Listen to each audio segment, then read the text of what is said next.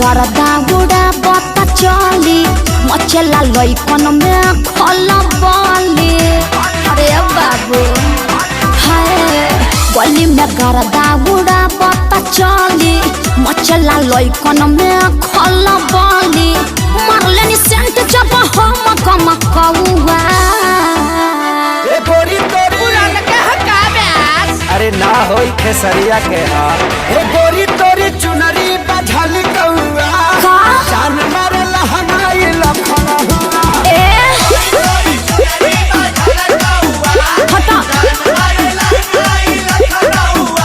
तो हम का करी।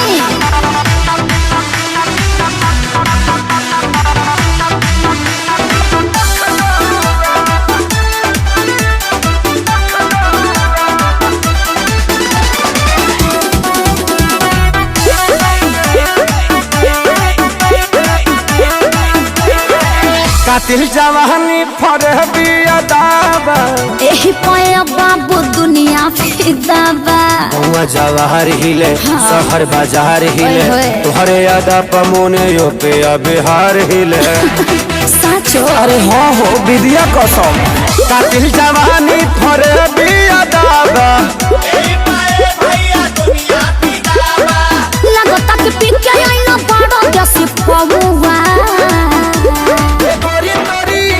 अरे मुंह महक रहा है हटिए। अरे रजनीगंधा तुलसी खाया है न रे ये गोरी तोरी चुनरी बझल कौआ तो जान मारे लहनाई लखन हुआ। चल हटा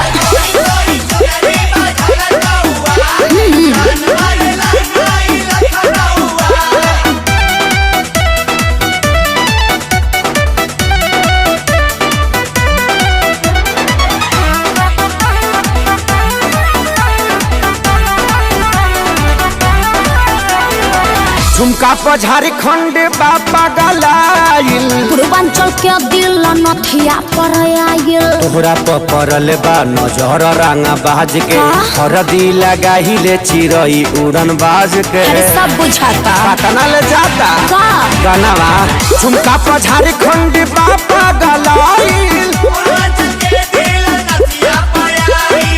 अखिलेश के सारी ढेरों बोली जनी रहुआ।